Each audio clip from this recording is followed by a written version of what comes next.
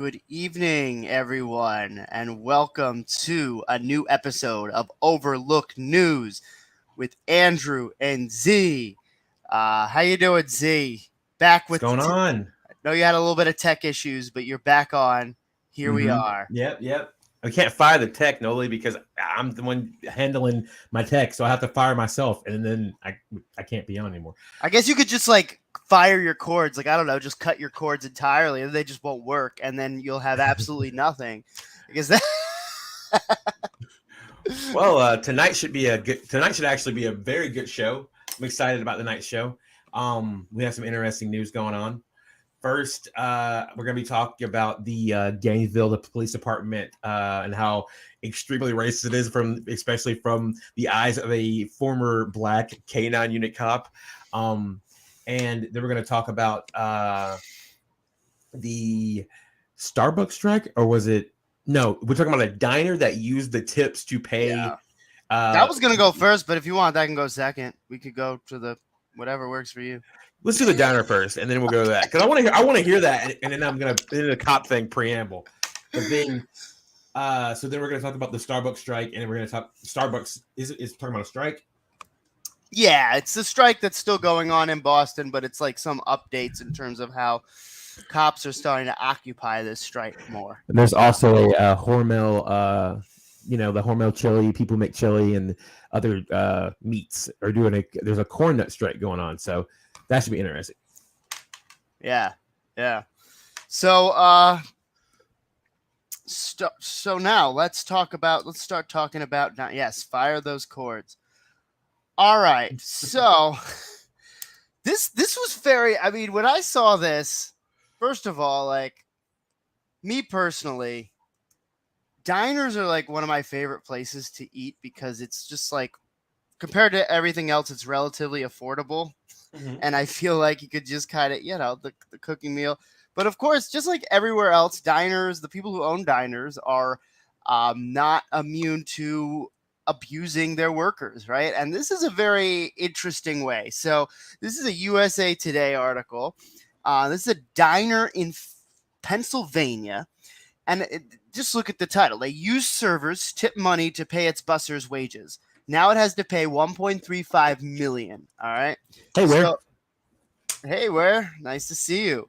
A diner in a Philadelphia suburb must return $1.35 million in back wages and damages to more than 100 employees after it uses waiters' tips to pay its bussers' wages, the Department of Labor announced Wednesday. Federal Judge Eduardo Rubrano ruled last month that Empire Diner in Lansdowne, Pennsylvania, willfully violated labor laws and ordered it and two defendants, the owner and a manager, to pay $675,626 and an equal amount in damages to the affected employees, totaling $1.35 million. A Labor Department investigation found Empire Diner violated minimum wage, overtime, and record-keeping laws. The chief offense was skirting tip credit requirements by using the service staff's tips to pay for bussers' wages, according to the Department of Labor. The department first filed a lawsuit against the restaurant in 2018. The restaurant's website indicated it's operating a single location. The diner required its servers, so this is basically what happened. It required its servers to give 10 to 15% of their tips to the restaurant at the end of their shifts for a tip pool. The servers were paid a cash wage of $2.83 per hour, right? While the restaurant claimed a tip credit for the difference between the cash wage and the federal minimum wage of $7.25 an hour. What's a tip credit?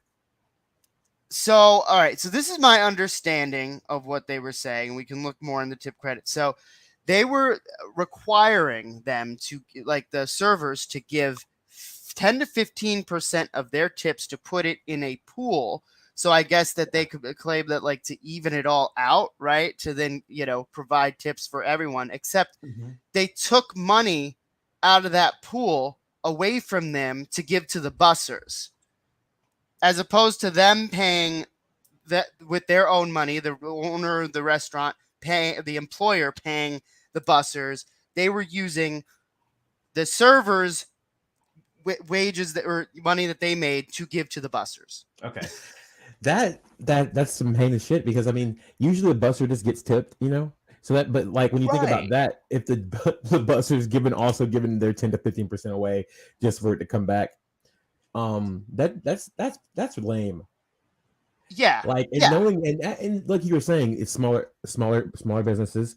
And I was just about to say that because I'm gonna see a comment down there about the fact that bussing tables, and I in working restaurants myself, like bussing, you know, it still wasn't it still wasn't like enough. I mean, most of the time I'm pretty Right. sure like here, like the wage for a server and this like busing and things like that is like 250 because you're going to be paid in tips. But then Yes. people can be stingy. People might not. People can like even if they're people might not tip at all. It's just like, and it's all dependent on that. And I mean, a lot of small business owners can't afford that. Let's be honest. But then some small business owners definitely can afford that. And we saw that Right. pushback when just that simple pushback of the $15 minimum wage. All the small business owners who were like, "No, we can't handle like," and not every single small business owner. And that's one of the things about like that part of the petty bourgeois and like being able to like if seeing who they're loyal to, because sometimes they will be loyal to the people, and that's when you can like go roll with them, like those kind of small business owners. But then when you have like people who are Right. just like as you trying to be that top capitalist as usual, but in the they're the big fish in their pool. So that that's still an issue that has to be dealt with, like definitely like small businesses and diners like that and things like that, because like you said, like, and I'm pretty sure like it's statistically proven that like the fact that most there's a lot of small businesses have just as many if not more violations than a lot of corporate places, Mm-hmm. just because they can get away with it more because like there is no HR or anything like that. So Yeah. Yeah. Absolutely. Yeah. I mean, I think it's just it's a weird it's a matter of the employer not paying everyone what they were supposed to and just kind of distributing it in a way that kind of almost puts people against each other. Yeah, I don't know. So yeah, and living yes, off I said living off tips is terrible. I think that people should be paid and people should be able to just get tips, but like I don't think people right. should be like solely like just relying on tips as far as a No, yeah, because in the last I haven't tipped a bus in a long time because I haven't. Unfortunately, I'm unemployed, so I haven't been able to go out to eat. I haven't been out to eat since before right. the pandemic, so I haven't tipped a bus in a long time. Yeah, yeah. Well, and usually that is how like it works, where some of it is incorporated to the busser, right? But I mean, I think that Mhm. different diners do different things too. Yeah, like I got Kind of. 5% of tips when I worked at this pasta restaurant, and Mm-hmm. you just see like sometimes like this is when it first open it, so they're getting hella business, so it's like 5% is like not shit. It was still something, but like when you think about like what the restaurant's making and the fact that they've got all their expenses covered and they're it's a rip off. Yeah, absolutely. And I don't think so. According to this article, right, it's not the issue that they were giving some of the bussers the tips of the servers, right? It's that the actual they were taking out to actually pay the wages which the employer should have been doing, right? Mhm.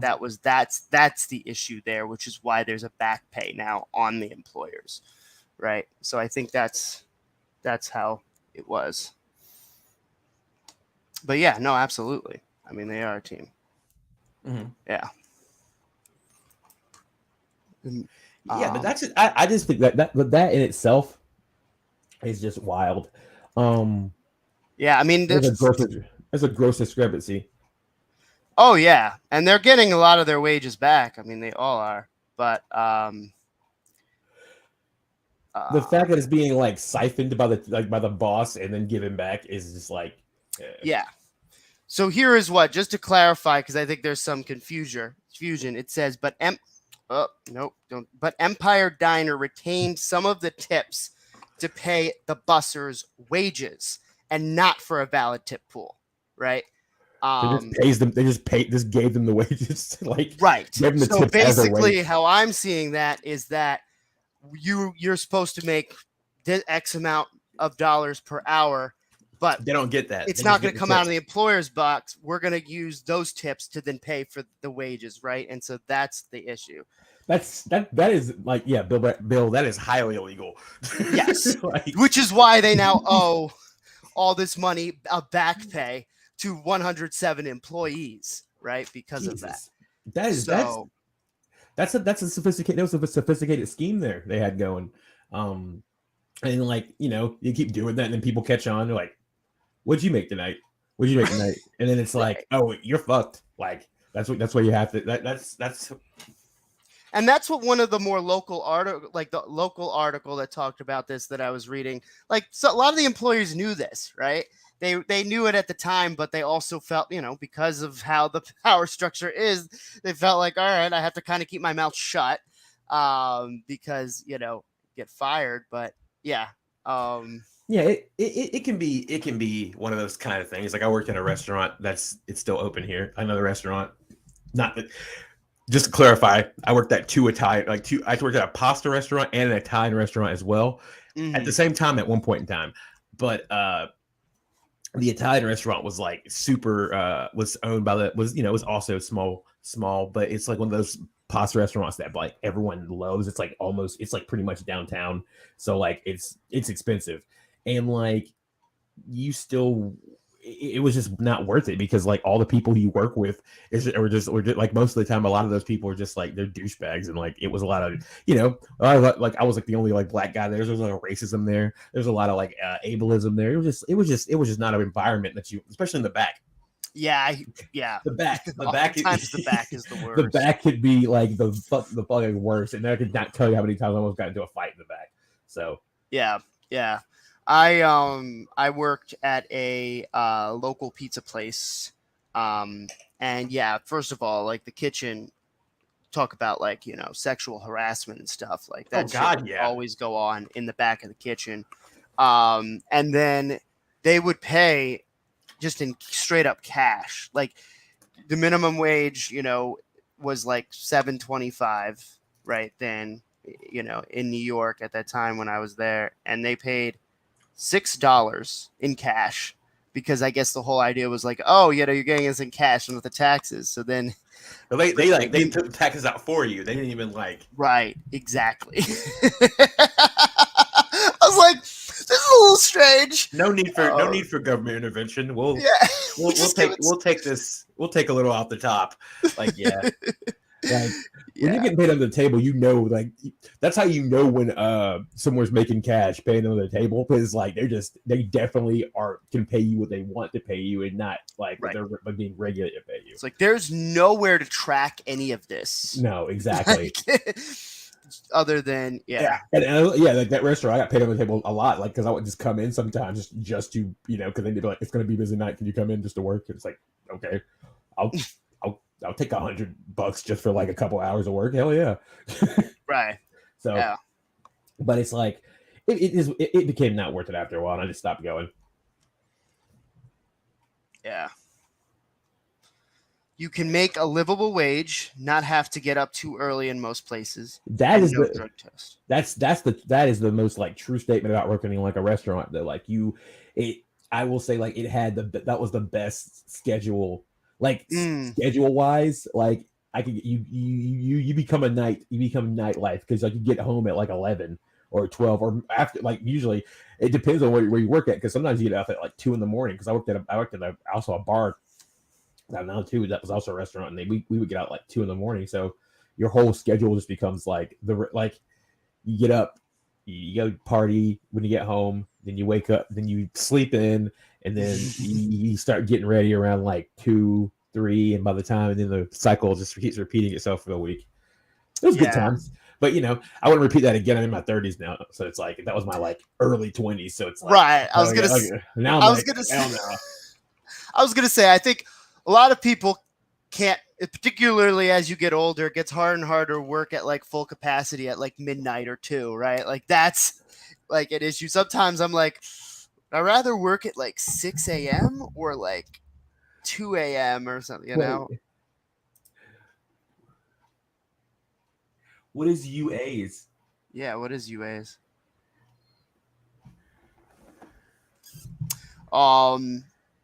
Anyway, so yeah. We're gonna find. We'll wait for that answer. We'll But get like that. while we're Yeah.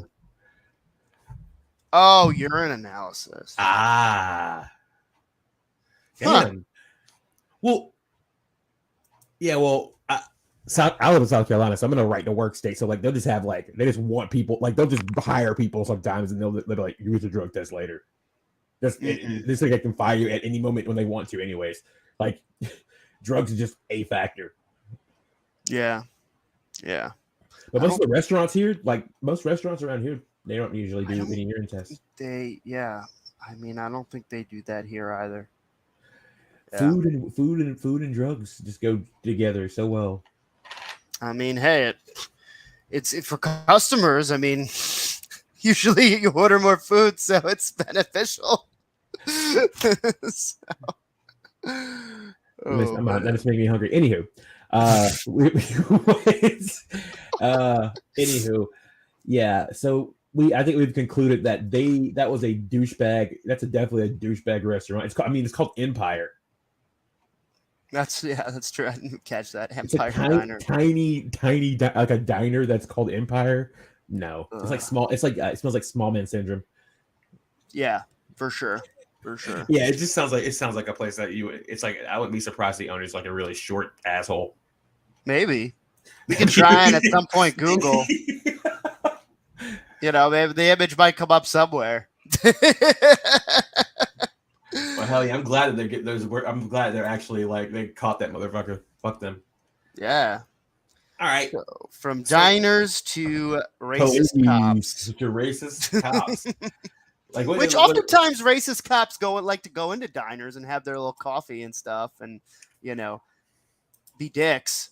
So that I feel like that's just like just be a dick.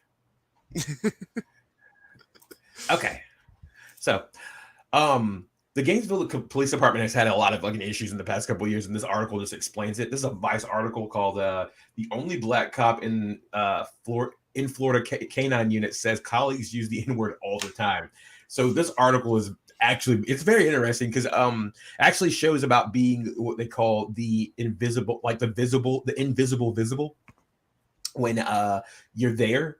And people know you're there, and you might be from like a different like background, and people still talk shit about your background, even though you're like sitting right there because they don't consider you to be that background, or they just like think you're one of the good ones and stuff like that. So the officer also claims that the unit supervisor yelled out "Heil Hitler" and did a Nazi salute while in the same room as him. So there was a lot of things going on in here. So let's start. After a police dog brutally bit a black man's face in July, causing the man to lose an eye, local activists in Gainesville, Florida, have been on high alert. So, since the day we all learned the vicious mauling of Terrell Bradley, we've been saying the only real reason this incident happened is because Terrell committed the horrific crime of driving while black. Gainesville community activist Danielle Chains told Vice News, "We're confident that Terrell had been a white man, he would never have lost his eye." Yeah, so he's lost his eye. We're going to get more into about maulings and police dogs a little bit later. The police department has denied that attack on Bradley, and it was a result of malicious intent. But a little reported lawsuit about an alleged racism of the force may indicate otherwise. So, yeah, the police are denying it as usual, being like, "Oh, this wasn't racist," which anybody with a brain can fucking see that that's like bullshit. But there is a call coming from inside the house because there's a black police officer that has retired. He's not on the force anymore, but he's talking about his time on the force. So he's actually going to contradict this whole thing about what they're talking about. And a lawsuit filed by a former Gainesville police officer last December shines a light on unaddressed internal issues that led to Bradley's injuries. And former cop in Gainesville K-9 unit's only black officer, Edward Ratliff, is suing his former employer of 13 years in the city for $30,000 in monetary damages over wages he missed out on solely on the department's racist retaliation. The lawsuit alleges that between 2015 and 2021, the department subjected him to bogus internal investigations that negatively impacted his income, reprimanded him, and threatened his employment based on unsubstantiated accusations. The law also claims that Ratliff's colleagues regularly use the N-word around him. The issues began in 2015, according to the lawsuit, when he was removed from the department K-9 unit for the first time without reason. Ratliff was eventually put back on the team in 2017 of April, but was threatened with another removal from the squad 8 months later because he left his K-9 at home to get dinner one night. Yeah.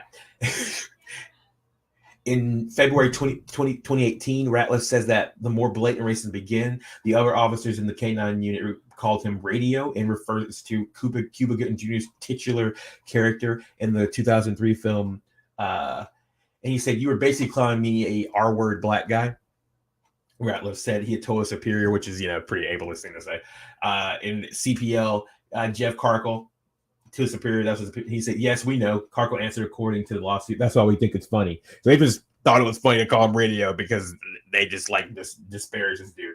The lawsuit also says that Kirkland and others regularly use the N-word in reference to other black officers and black constituents they came in contact with. Sounds like there's some in the woodpile. Kirkall allegedly said when a non-white officer was the subject of an internal investigation.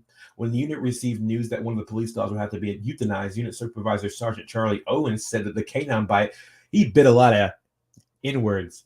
Another time, during an office party, Ratliff says he heard a fellow officer refer to the residents on the mostly black side of town as those N-words on the east side. When Ratliff filed a complaint over the racist language, the lawsuit alleges Kirkall told him it's not a problem because black people use the word all the time.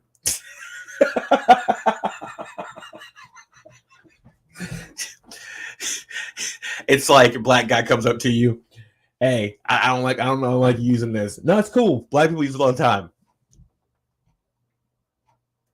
That is a common, that's the thing. It's like a common excuse used a lot, right? It's like, well, you said it, so we could. I just can't like that. That's cool. Black people use it all the time.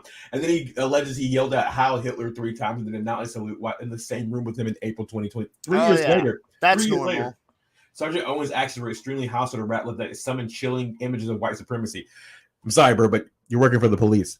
And unfortunately, that's what the book I'm reading about, the abolition book I'm reading, talks about the fact that, a lot of poor communities go to police and the military just because of the simple fact that it's supposed to provide safety. Yes. And they get tricked into going to these kind of things. And then when they get in, a lot of them do realize that it's complete bullshit.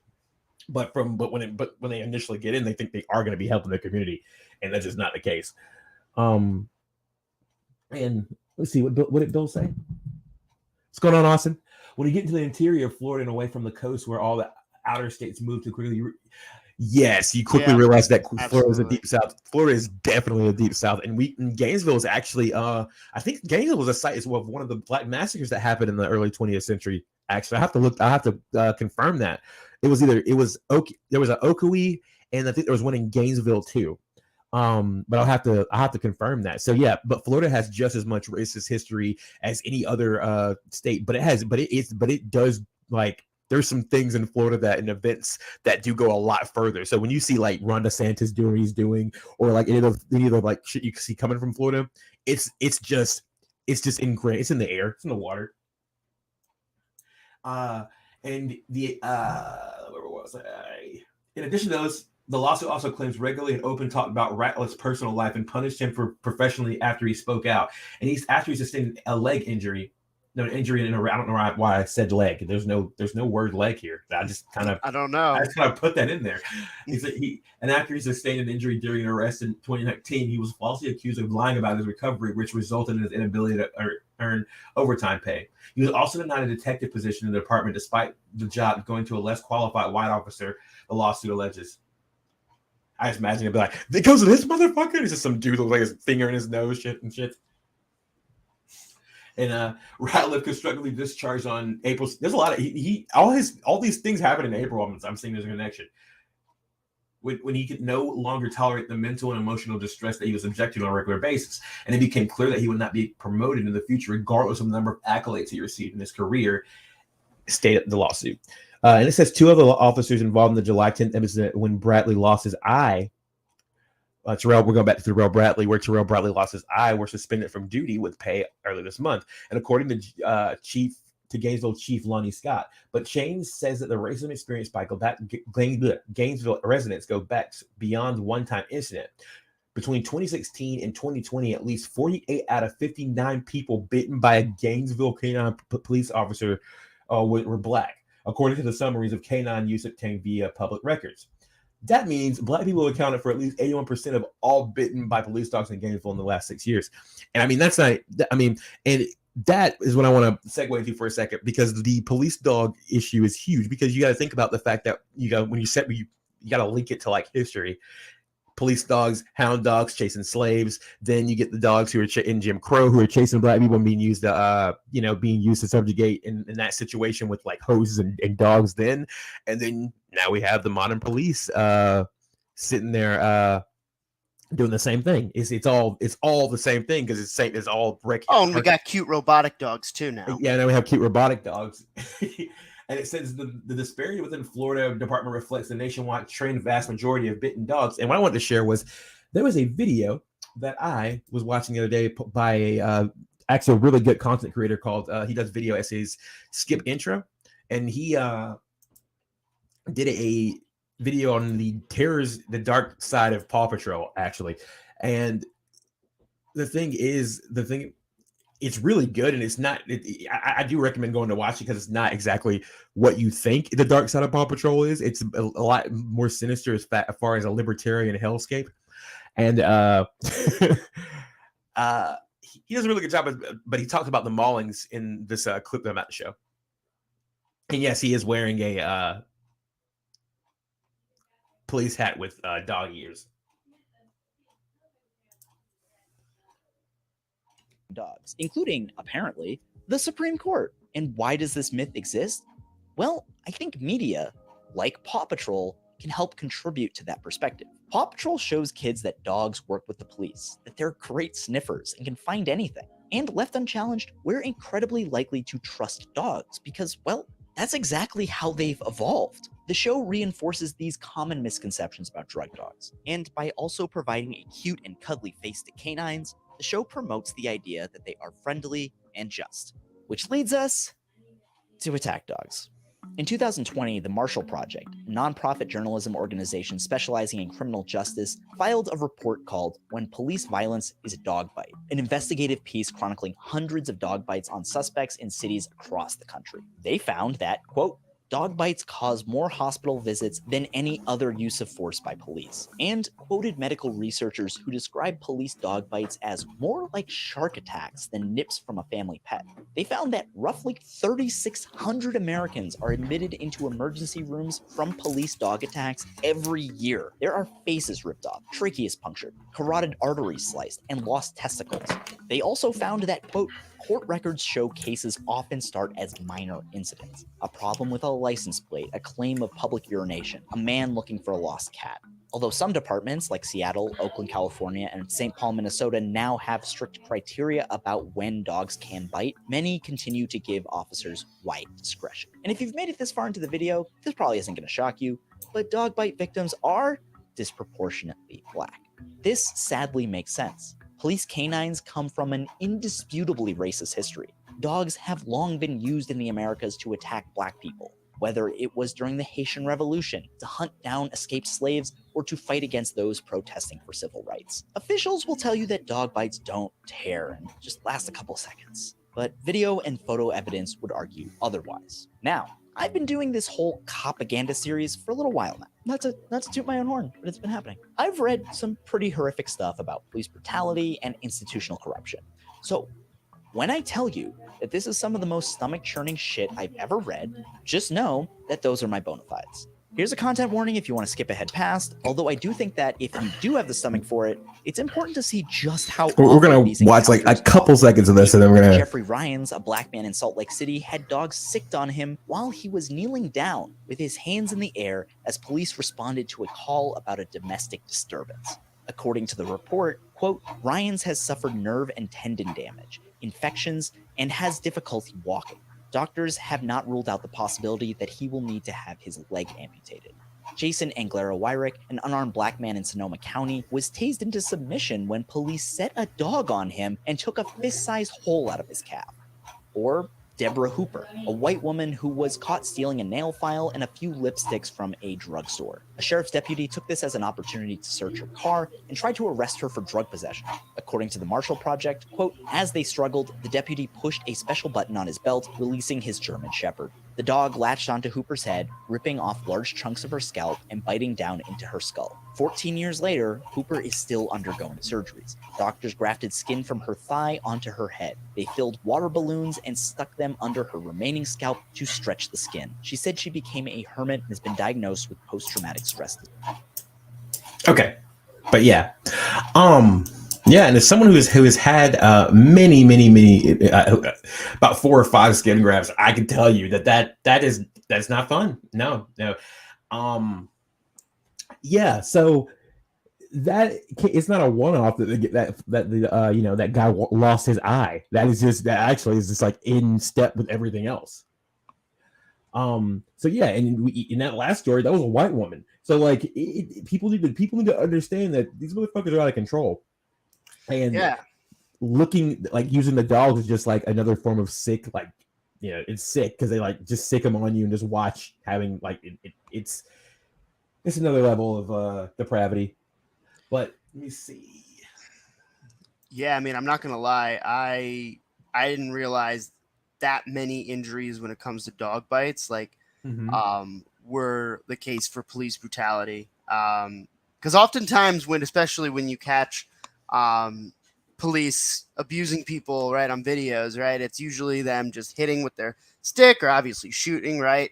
But you don't oftentimes see dogs getting out of control.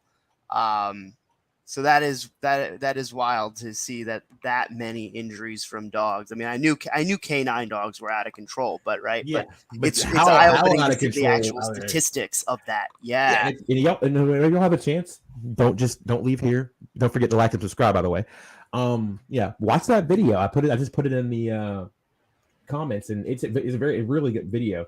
And it has has way more information about that. But yeah, dog bites from police are very common. I didn't know that either, and they are super fucking dangerous. Like, obviously they're super dangerous, but like just the amount of like serious injuries that people go to the hospital with them, that's insane.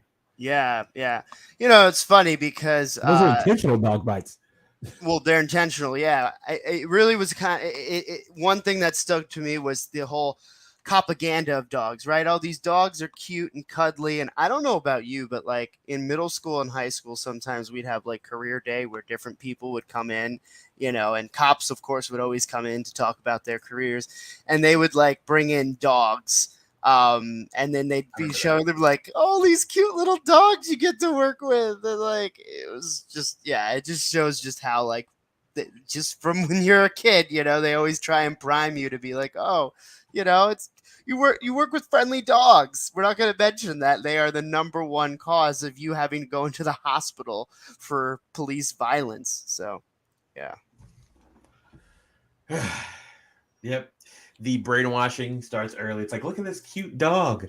They're just a cute police pupper. It's like, okay, that's possibly the most dangerous thing on that on the team. Like, if he gets free and like just starts going crazy, it's like, and the fact that like the dude's like this, like like that sergeant who just said that he was sad about his dog being euthanized, that's killed a bunch of black people or like bitten a bunch of black people. That he's counting. He has like a record. He's like 58 bite, like that has to be like a thing. There's no way, because you wouldn't say it that proudly. It's disgusting. There's let me see. Exactly. Because a lot of times they're just trained to go bite first, and then you ask questions later. And the video also talks about the fact that, and if you like you hurt that dog while it's hurting you, you are more than likely probably you either get killed or you can be taken to jail for a long time because it's considered an officer, even though it's attacking the hell out of you. I'm just Google. I was just Googling some canine dogs, and of course, like the first one that comes up is like this like canine dog just sitting all cutesy with like this little cop. You should show it. Yeah. I'll have to let me pull it up. because this is just like, yeah. Here, give me 1 second because I can't make it bigger, but yeah. Let's see. Pictures of, I don't think this is it. Oh, here it is. See that right over here? Yeah.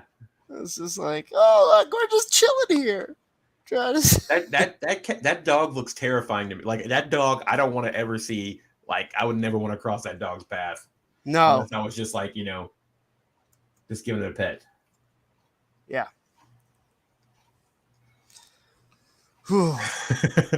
Did you want to move on to the next story? Yeah, we were gonna do the corn one, right? The corn nuts. Mm-hmm. Yeah, they were talking about. I was reading an article earlier. It was talking about the fact that there's the German Shepherd. You're right. It was bred for sheep, and they used originally they were using the bloodhounds they're using the Cuban hound originally as in the Haitian Revolution to snuff out. So yeah, it sucks that dogs get trained for such nefarious reasons instead of just like to play and help people with like disabilities and stuff like that. Do you want me to share the video for the corn? Oh, okay, cool. Let me bring it up now. Did you want to do the corn nuts or you want to do the Starbucks? I was going to do Starbucks, but you want me to do Starbucks now? We can do corn nuts. All right, cool. We're talking about corn nuts now. Yeah, it's a video, so we'll just pull up the video. It's not that long because not much has happened yet. Right. But I think a lot of it really does speak to so they pretty much lost their insurance package. Yes, they previously had a good, and that's another story. So I guess the corn, it went through different ownership. It was originally like Kraft Heinz, right? Yeah. And then this new, and they actually had good insurance benefits. And then this new company took over, and they were like, "Yeah, no, we're gonna take away your insurance benefits," which is obviously problematic because there are certain people that are actually fighting cancer that now can't pay for their treatments, right? So we're just going to play this video here and, just keep in mind there's some people talking about that are dealing with some illnesses. So, not definitely a little bit of stress. Just wanted to. I'm a 2-time cancer survivor. So under Kraft, we had Kaiser plan. And with that plan, I didn't have to pay anything into my surgeries or procedures or the chemotherapy. All that was taken care of. After Hormel started, I had to pay $140 just to see a doctor. I'm really concerned about my health, especially yearly I'm supposed to have imaging, and I'm not going to be able to afford being able to do imagings, blood tests for them to test for my cancer.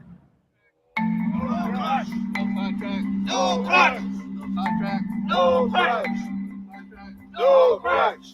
Billion-dollar company Hormel slashed their health benefits. Tengo 22 años trabajando aquí y la posición que me está costando ahora que es triste para mí mirar a la cantidad que tengo que pagar. Es triste porque trabajo bien duro. I'm on strike for better health care.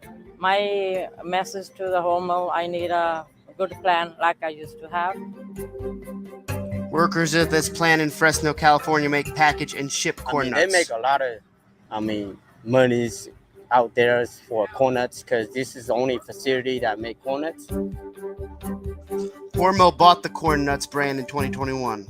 Solamente 3.3 billion. Hicieron la propuesta de que teníamos que firmar la propuesta de la compra de la compañía y si no firmábamos el lunes próximo no teníamos ya trabajo. Healthcare is increased. Hormel bought the company, got the worst insurance. When I was working with here is Kraft Heinz, and I have 4 kids during that time. I didn't pay anything. When Hormel's coming over, so I have my last babies, and I had to pay $3,000 off of my pocket. I've been canceling my appointments Oh my God. due to the too much cost for me. Obviously, I'm on my mom's health insurance. It's important because I need the visits for my condition. I have heart conditions. So once Hormel bought Kraft, I obviously had to find a new doctor and everything. And my first bill came out to $1,006 and $630 was my first bill, Oh my just God. for consultation. I'm scared. ¿Cómo voy a pagar ese bill? One coiling surgery, one open skull surgery. I had 40 stitches on my brain. And I stayed 8 days in the hospital in Redwood City. And then after 3 months, my iron was low. They got me another surgery. That didn't cost me nothing. I just paid $20 and everything, 100% the insurance paid. Kaiser paid. Amazing insurance, very good insurance. I miss that insurance very much. Obviously, I tried to help my parents out, and seeing that bill, I knew even me working, I wasn't going to be able to help them pay that out really fast. Paid over $500 million to investors in dividends after racking in $1.93 billion in gross profit. They say that they are all about the employees. They want to do what's best for them. Again, we've always been very responsible to our communities and our team members. Well, then do what's best for them. Give us what we deserve. Better health care. Strike since August 15th. It was about 42 people that walked out. Everybody is out here. Well, we've been here, I believe this is our 4th week. Last week it was 110, 112, 130, and everybody still be out here. We really want that health care, and it's worth being out here trying to fight for it.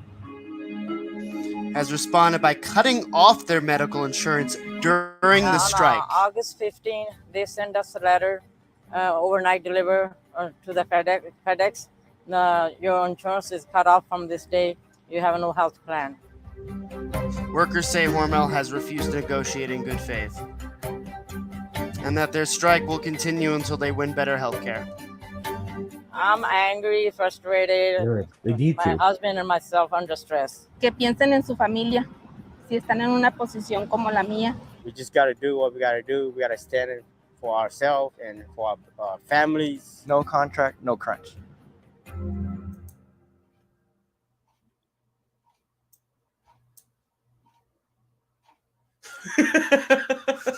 Yeah, I was, just try for accessibility purposes. Was just trying to say what the text was. I'm sorry. Oh my god. That was actually pretty funny. Good little comic relief there, yeah. Yeah, because that's terrible. The fact that they have to be fighting their chronic conditions and like being out there, and it's hot as fuck out there, and then just the simple situation of like they cut their healthcare off they're retaliating as soon as they try to ask for like better conditions as usual, and then that douchebag CEO acting like he cares. It's gotten to the point where it's just so cliche now. It's like, okay, all right, yeah, you say you care about your workers, yet they have to either wear a diaper, they can't get anything fixed, they have to pee in a bottle, they have to, but meanwhile you can like afford anything you want to at the drop of a dime anytime. Yeah. And so one of the things, so I decided to kind of check for articles actually, like around a year ago, right, where they said that Kraft Heinz announces his agreement to sell its nuts business to Hormel Foods, right? Hormel's selling its nuts. Yeah. And it's fascinating some of the things they say to try and say how this is a good thing, right? This is another momentous step in our rapid transformation of Kraft Heinz. It will enable us to sharpen our focus on areas with greater growth prospects and competitive advantage for our powerhouse brands. Within our real food snacking platform, this means more aggressively driving real fuel for kids through Lunchables and real meal alternatives like P3, right? So, yeah, they didn't mention anything about, let's just not give much health care to our employees, but we'll make it more innovative for the kids, and I highly doubt it's really made much of a difference at all for them. I doubt so. I doubt that too. Yeah, it's it is weird, like what Bill Bradley said, the fact that there is a spontaneous worker movement happening and there's no like organization, it's not being like run by an organization. It's just happening because one company seeing another company, like another group of people do that. So I hope, it takes time though. And I hope that I hope this keeps leading to consciousness being risen so people can start, so a lot of the people who are organizing and unionizing start reading a lot more literature or start looking to other, like, because this is the first step. So, they'll start demanding better, but then they start looking more outside of they'll start looking not only in work where, spend most of your time anyways. They want better conditions there. They start looking better conditions in society in general. So hopefully we can see that, because I didn't expect to be seeing so many places unionize around this time last year. Oh yeah. There's been more. I mean, so last year, around October, in 2021, they called it Striketober. I don't know the exact statistics, but I mean, the amount of strikes that have happened this year compared to last year are like astronomically more. And it felt like there were a lot of strikes happening in 2021 because compared to previous years, there were, right? So this really clearly is continuing to go upward, right? And yeah. No, totally agreed. Yeah, a lot of, and that's exactly why we are trying to do the exact opposite of that. We like having academics on, but mostly want to be talking to the people who are on the ground and actually working, because who else better knows their condition than the people who are actually living that life? Right. Why would you ask like someone who theorizes someone's life over like someone who actually live in the life? Yeah, and I will say this, right? Because so we're going to be talking about the Starbucks strike in a little bit at the update of what's been happening there. But, there's a Starbucks in Boston. They've been on strike for, I think, over 50 days or more so now. It's been a long time, right? And there have been some, socialist groups, activist groups, advocacy in the general area who have been helping with the picketing, right, and such. So at least I will say from what I've seen, there definitely are some leftist groups. There are a lot of leftist groups on the ground too. Right. Especially when you look at the people like a lot of authors who have recently been releasing books, a lot of them are from like straight up leftist organizations. I mean, we have like PSL, we have like Derica Purnell. She's an abolitionist who was like who wrote Becoming Abolitionist. I mean, you have people like Alex Vitale. There's a lot of people who have their own organizations that are would be considered communist and socialist organizations, and so in a lot of them just started up in 2015. A lot of our organizations started up when Bernie happened, but they were independent of him, which is a good thing because we see where that went. And let me see. And the thing is, we can't force that though. For example, we're not sure. Like, we consider ourselves on the left and socialist. Some of us are socialists, some of us are communists, some of us are finding what they are. But we can't force anybody on anything because it has to be a gradual process. Yes. It can't until we because a lot of leftists online especially don't have an analysis, don't base anything in an analysis. They just base everything off what they're seeing. They're not studying history what they're supposed to be. They're not studying, they're just reacting most of the part. So until a lot of people get an actual analysis of class analysis and an analysis of what's our material conditions in the first place, we're not going to be able to do anything. And I don't see anybody out there that I would consider with the and that's another thing about leading. Like, are you looking for when it comes to leading, you're looking for like organization, or are you looking for like a person? Because I would suggest I like the decentralization because it keeps it from being co-opted by one person being the face of something and then something potentially being co-opted or becoming that face could do something or do something wrong, and then it just gets smeared, like a lot of the organizations we've seen pop up in the past couple of years. So the decentralization is nice at the moment. I think that we should keep looking for people to elevate who know what they're talking about. And I think that I hear excuses for not being able to repeat the victories of 1890s and 30s. I'm not an ultra communist revolutionary. I'm just a disabled guy on the internet just trying to share news and get it out there. And I'm not promising to be revolutionary. And I am a communist and I'm a socialist. However, I'm not trying to be pompous and trying to lead people. I'm just trying to give them information so they can, be able to do it themselves. You're more than welcome to do that and go lead a revolution. And if it's good enough, we'll support you behind you, but we're not thinking we're trying to start the next revolution. Oh, well, sorry. Yeah. It's the internet. It's hard to have nuance when you're talking on the internet, like that kind of thing. So sometimes it's like comes off like it. So sorry, but yeah, there are a lot of people like that out there who are pretending to be revolutionary, and they're saying like these kind of things. It's like, but you're not doing anything. So we don't even want to come from that space. We don't want to be like we're leading the next thing because we don't want to be fake like that. Like that's the cosplaying. Yeah. No. Exactly. Yeah, no, I think there's a lot that can be said there, and I think that's just a whole episode within itself when we're talking specifically on strategy. Yeah, but oh yeah, they have had some issues. So I guess this is a good good segue to talk about some of the interesting things that's happening with Starbucks, and so. Oh, thanks, Bill. We think so too. We think we're undersubbed as well.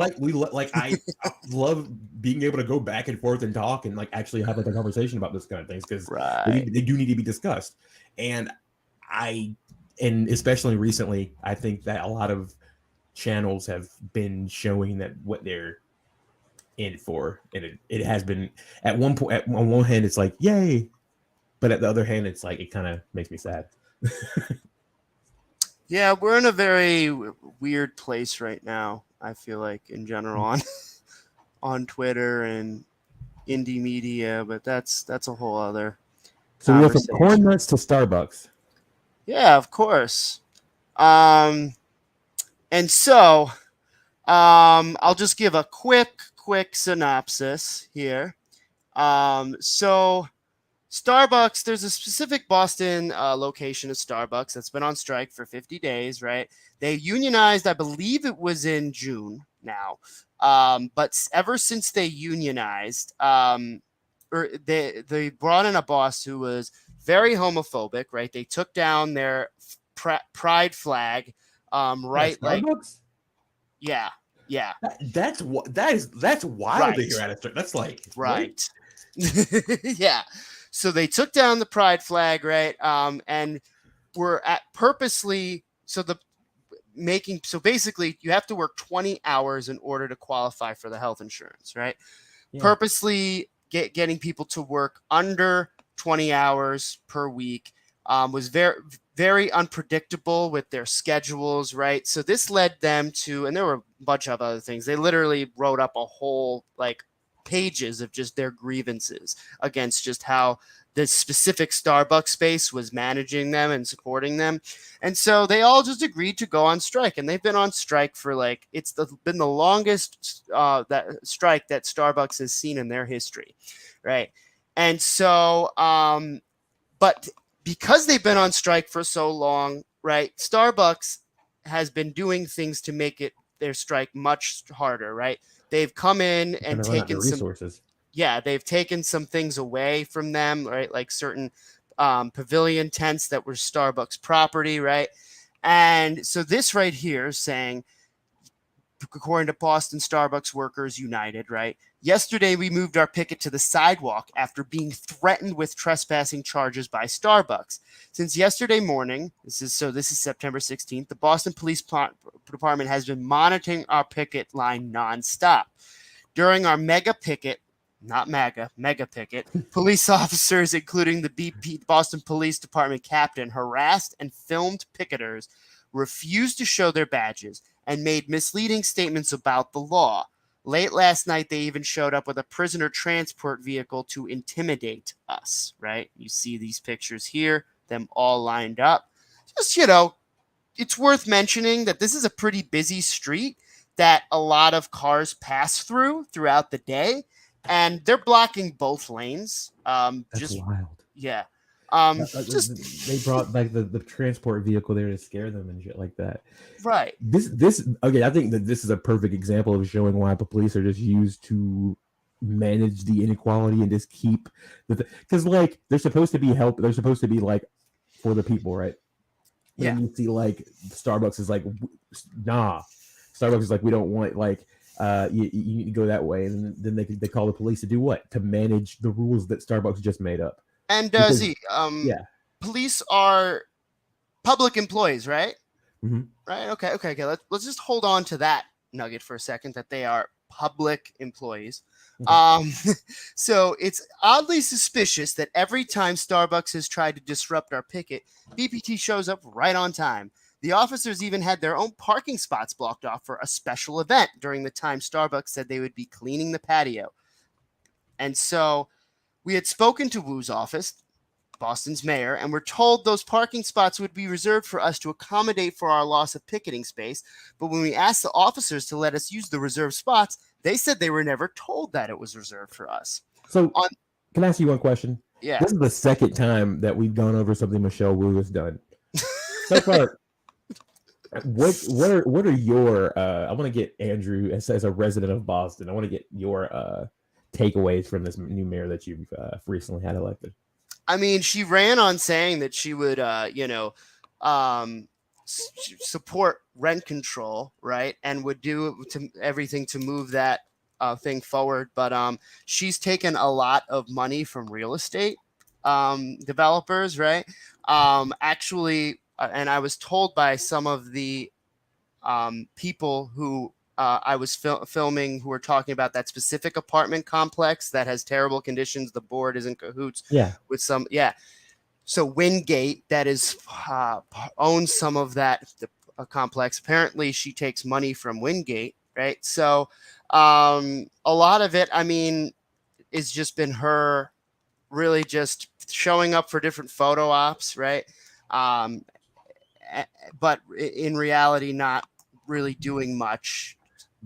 Standard Democrat, just smiling in pictures. Yeah, I mean, here's the thing. She was a student of Elizabeth Warren. Elizabeth Warren was her mentor, right? Like, so that is a red flag.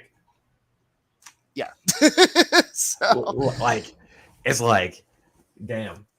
But what can you do? I mean, if they're like one of the, and that's they already have that name recognition for Elizabeth Warren, and then what are you gonna do? Right. Exactly. And, the person who was like running against her was also really terrible, right? She was extremely pro-police, right? Yeah. So the choices are never like great anyway.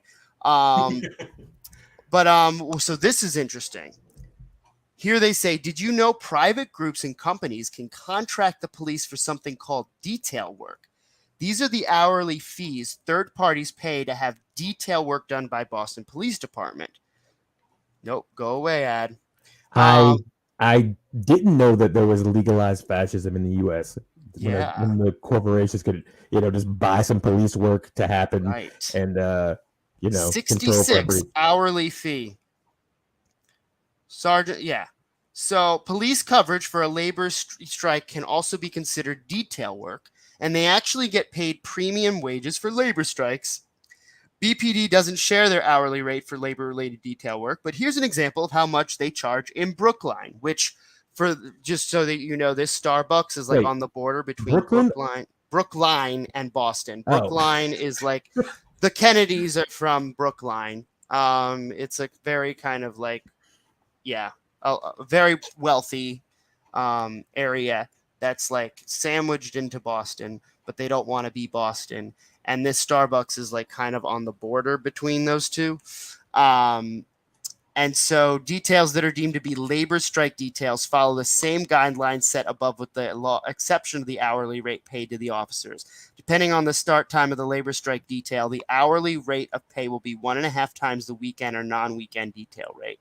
Non-weekend labor strike details, patrol officers, $85.50 per hour plus 10% town surcharge. Sergeant, $93 an hour. This is absurd. I had no idea this is happening. So I love how companies will pay the shit out of like everybody but the people working for them. Yes. Well, and that just shows too. It's not about them saving money. It's about control, right? Even I mean, and that's the same thing, right? It's never been about saving money. If it was really, yeah, and if it was going back to the corn nuts, right? Company. Back to the if it were about saving money, they would be for Medicare for all, because then they wouldn't have to pay for their insurance. But they love having that hold on them, and which was demonstrated even through that strike, where it's like, okay, you're striking, we're gonna suspend your medical benefits, right? It's this servitude mentality. So exactly, it's the fact that it all has to do with the fact, like you said, it has to do with power and the fact that it's maintained. It has nothing to do. People like the positions they're in, and independent of like, it's independent of money, independent of all that stuff. It has to do with how much they can like have leverage over somebody else, and the fact that like a company just can hire a private police, that's just wild to me. Like, they can just for that much cash. That's more money than like that's more cash than like what's the average wage for like a doctor, like that seems like doctors. That seems absurd. Yeah, I mean, here, was I showing that before? Because I was seeing I wasn't showing that. I wasn't. No. Oh my god, I thought I was. Sorry, everyone. Zoom in on that if you can. Yeah, I'm zooming in. Because I was literally going through the Twitter thing. Damn, I thought I was showing all this. My bad. What the? Yeah. Oh my god. So here we go. Yeah, patrol officers, $85.50 per hour plus 10% discharge, right? Yeah. This so is like you see like those type of people who what was like in LAPD and stuff like that, where they'll be making like $300K a year, like, and they'll be like cops making like some of the top people making salaries are cops. Right. It's wild. That shit's egregious and it's wild. So this is the cop parked in, I guess, the spot that was supposed to be reserved for them to picket. And then this is literally, the pulling car, and they're like literally like this is a main road, right? There's a lot of cars that drive through here, right? And they're just blocking like both lanes. Like, what are they? It's absurd. All for just like, because these some people have been on Starbucks workers strike. Want some better conditions. They're not even doing. Like, I know Bill was bringing up a little bit earlier. They're not even doing any of that stuff. Like where workers were like ready to burn down the building if they can get what they wanted. They're just asking for a little bit better conditions. It's not like queerphobia in the workplace. Yeah. Yep. Basically. And so I mean, I think that is a very good question. Yeah. Like they can't do anything because I'm on the clock for Starbucks. Like you can't. Sorry, I'm being contracted out as to be their private guard. But can you? Is that really a leap? Seeing a cop be like, I can't do anything about that. I'm on the clock for Starbucks. Like that's not even out of the realm of possible thinking. Like you can totally see them be like that. 100%. Well, so I think that's going to bring us to that was the last thing for today. I know you have to get up. I know you have to leave early. Yeah, sorry about your grandma, but money. Yeah, so that's the story there. Z, got anything coming up? Just working on some, hopefully, a script about fascism. It's coming along really well. And we'll see what's going on this week as far as the new left. I don't know. I may host, depending. Maybe not. A little up in the air, but yeah, mostly. Yeah, but mostly just hanging out, with the fam. Yeah. About you? Definitely. Yeah, just hanging out, working, and yeah, just kind of living, trying to live, doing what we can. Everybody, I hope y'all do well. Don't forget to hit that like button, subscribe. Subscribe. Hit As the Brill bell says, we for are a reminder. criminally That's- undersubbed. Bring us up. Yes, we are criminally undersubbed. We need to get those. We need to be criminally oversubbed. Yes. And then we can start traveling to some of these places. That'd be cool. And like actually actually film these things. That is the goal. Like actually be able to like go to the spot and do work. So yeah, exactly. Yeah, it's possible. But I hope everybody out there doing well. Bye Noli, bye Bill, Ware, Austin, Felice. Till next time. Other two people who have been silent. We will see y'all next week. See you next week.